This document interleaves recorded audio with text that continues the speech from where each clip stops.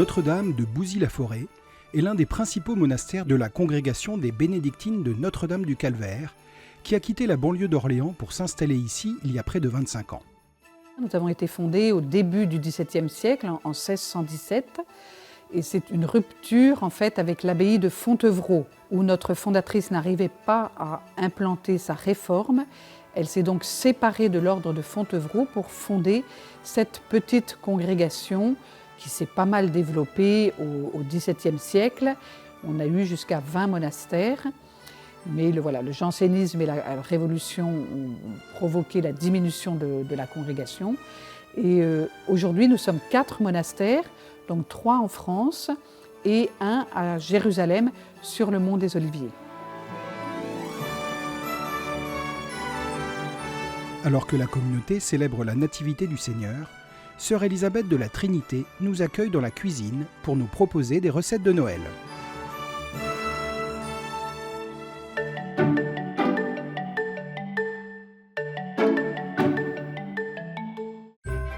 Bonjour et bienvenue au monastère Notre-Dame à Bouzy-la-Forêt pour une émission spéciale Noël. Je vais donc vous présenter 3 recettes festives.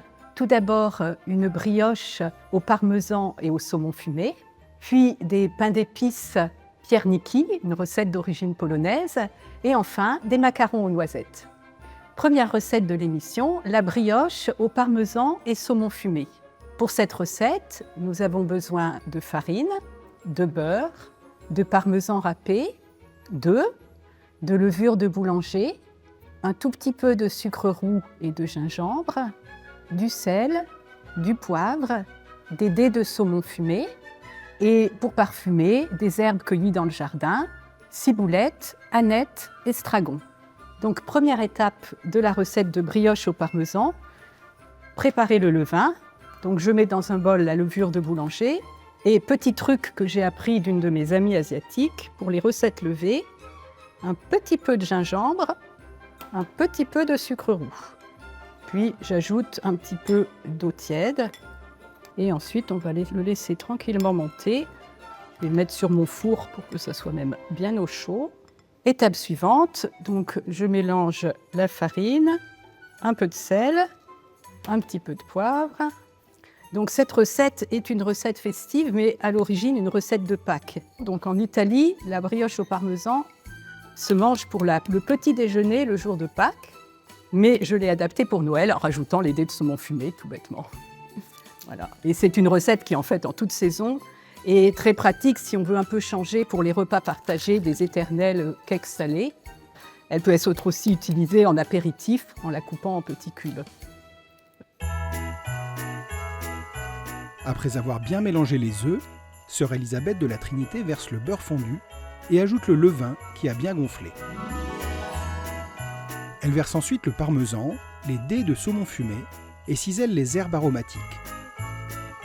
Enfin, elle huile le plan de travail et commence à pétrir. Donc, ces recettes de Noël, nous les faisons pendant le temps de l'Avent, qui est un très beau temps au monastère. Avant, ça veut dire, Adventus en latin, ça veut dire la venue. C'est une triple venue qu'on prépare pendant l'Avent. C'est la venue, bien sûr, de Jésus comme petit enfant à Noël, mais c'est aussi la venue de Jésus en gloire à la fin des temps, et c'est aussi la 3e venue, celle de tous les jours, de Jésus dans notre cœur. Donc ça va se fêter dans la liturgie d'abord. Chez nous, la liturgie est essentiellement en français, mais pour les chants, on a beaucoup gardé quand même de chants grégoriens, parce qu'on trouve que c'est très beau et que ça porte vraiment à la prière. C'est une ambiance, je dirais, à la fois de douceur, d'attente, de joie, mais une joie qui est pas encore, c'est pas du tout une joie explosive. Il y a un peu presque une nostalgie. Et chaque année, quand ça revient, c'est une joie de retrouver ces mélodies qui sont vraiment particulières. Et puis, le soir du 24 décembre, on a une liturgie absolument magnifique qui commence aux premières vêpres avec la maîtresse de chœur qui chante l'annonce de la naissance de Jésus. On se met devant nos stalles et quand on annonce que Jésus est né, on se prosterne tout à terre, comme on fait pour le Vendredi Saint. On est toutes couchées par terre à ce moment-là, c'est très très très fort comme geste. Voilà, donc Ça y est, j'ai bien pétri ma pâte au moins un quart d'heure, 20 minutes. Je vais la mettre dans un endroit chaud, recouverte d'un torchon. Je la laisserai reposer 2 heures. Ensuite, je redonnerai un petit coup de pétrissage. Je la mettrai dans le moule beurré et elle restera encore à lever 1 heure avant d'être mise au four. Après avoir laissé la pâte lever, sœur Élisabeth de la Trinité l'a mise dans un moule à kouglof, au fond duquel elle a déposé des amandes, et au centre duquel elle a mis du papier sulfurisé pour aider au démoulage. Elle l'enfourne à 220 degrés pour 45 minutes de cuisson.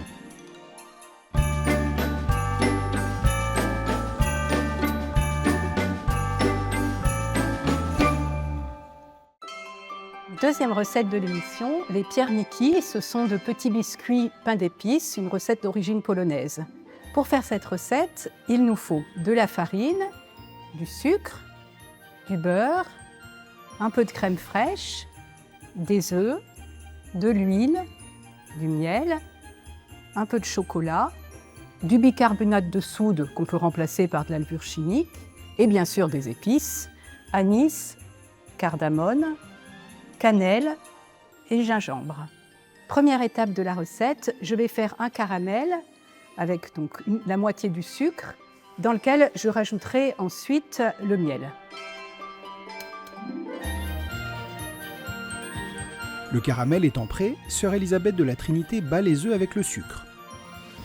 Puis elle ajoute le beurre fondu, la crème fraîche et bat à nouveau. Elle mélange ensuite tous les ingrédients secs, farine, bicarbonate et les épices, anis, cannelle, cardamome et gingembre. Enfin, elle ajoute le caramel au miel, la farine et mélange le tout à la main. Après 1 heure de repos au frigo, étalez la pâte et découpez les biscuits, après avoir huilé le plan de travail. Voilà, à Noël au monastère, on a toujours l'hôtellerie pleine. Et en général, c'est beaucoup des personnes seules qui n'ont pas de famille et qui du coup ont la bonne idée de venir chez nous.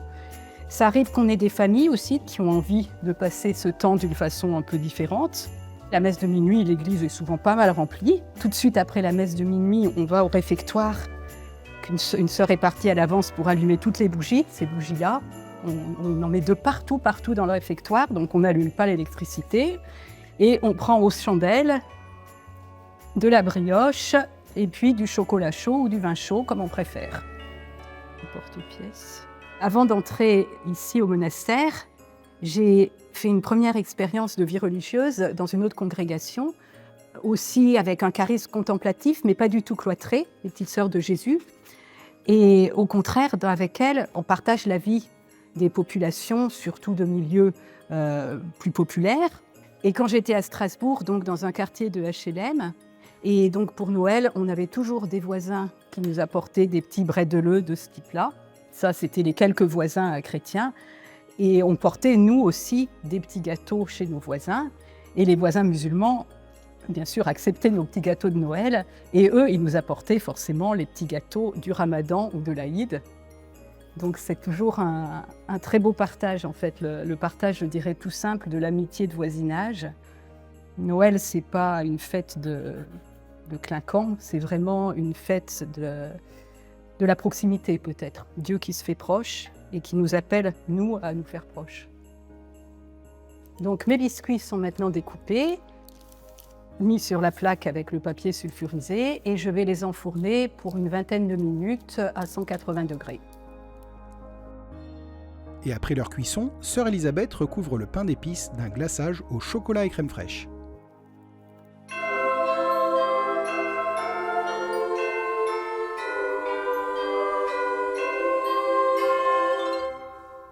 Donc, troisième recette de l'émission, un autre biscuit de Noël, ce sont les macarons aux noisettes. Pour cette recette, j'aurai besoin de noisettes en poudre, de sucre, un petit peu de chocolat à cuire et un sachet de sucre vanillé. Première étape de la recette, je vais casser les œufs en séparant les blancs des jaunes. Les jaunes, bien sûr, pourront servir pour faire une crème anglaise. Une fois les blancs d'œufs cassés, sœur Élisabeth les bat en neige jusqu'à obtenir un mélange bien ferme et brillant, tout en ajoutant par étapes le sucre, le sucre vanillé et enfin la poudre de noisette qu'elle mélange délicatement. Elle râpe des copeaux de chocolat noir dans le mélange, puis à l'aide de petites cuillères, dépose des petits tas sur du papier sulfurisé et enfourne le plat à 150 degrés, 20 à 30 minutes.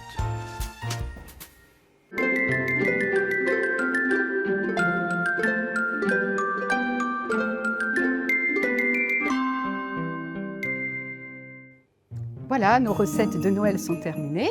Donc, la brioche au parmesan et au saumon fumé, les petits pains d'épices que j'ai décorés tout simplement au chocolat, mais vous pourriez aussi rajouter des paillettes, des petites perles argentées, laisser libre cours à votre créativité.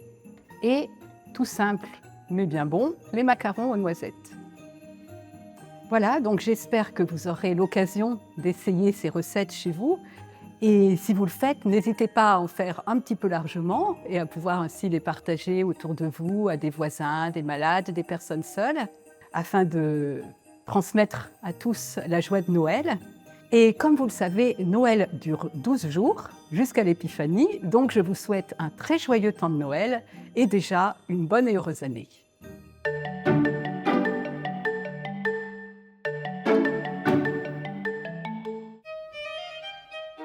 Commençons par la brioche au parmesan et au saumon fumé qui nécessite 4 œufs, 500 g de farine, 150 g de beurre, 100 g de parmesan râpé, 15 g de levure du boulanger, une demi-cuillère à café de gingembre moulu et de sucre roux, un paquet de dés de saumon fumé, de la ciboulette et de l'aneth. Mélangez la levure, le sucre et le gingembre dans un peu d'eau tiède. Laissez gonfler 20 minutes. Mélangez la farine, le sel et le poivre, faire un puits. Y versez œufs, beurre fondu, levure, parmesan, dés de saumon et herbes coupées. Pétrir pendant 20 minutes, puis laisser lever 2 heures recouvert d'un torchon dans un endroit chaud. Pétrir à nouveau, puis mettre dans un moule beurré et fariné. On peut décorer le fond avec des amandes. Laisser lever 1 heure encore, puis cuire à 160 degrés 30 à 45 minutes. Continuons avec les pierniquis, pour lesquels il vous faudra 500 g de farine, 100 g de beurre, 3 œufs, 150 g de sucre, 3 cuillères à soupe bombées de miel, un quart de verre de crème fraîche, une cuillère à café de bicarbonate de soude ou de levure chimique, 2 cuillères à café de cannelle, une cuillère à café de gingembre, cardamome et anis, ajusté selon le goût. Facultatif, des fruits secs et du chocolat noir et de la crème fraîche. Faire un caramel avec 100 g de sucre. Dès qu'il commence à colorer, ajoutez le miel, mélangez et laissez refroidir. Battre les œufs avec 50 g de sucre, puis ajouter le beurre fondu et la crème fraîche. Mélangez la farine avec le bicarbonate et les épices, puis mélangez ensemble les 3 préparations. La pâte doit être molle mais étalable au rouleau. Si nécessaire, ajoutez un petit peu de farine. Mettre la pâte en boule et laisser reposer 1 heure au frais. Étalez la pâte et découpez les biscuits. Déposez sur une plaque couverte de papier sulfurisé. Cuire 20 minutes à 180 degrés. Après cuisson, on peut éventuellement décorer avec une ganache, du chocolat fondu dans un peu de crème fraîche. Terminons avec les macarons aux noisettes qui nécessitent 3 ou 4 blancs d'œufs, selon la taille des œufs, 250 g de noisettes en poudre, 200 g de sucre, 30 g de chocolat noir et un sachet de sucre vanillé. Battre les œufs en neige, rajouter le sucre et fouetter longuement. Ajoutez le sucre vanillé, les noisettes et le chocolat râpé.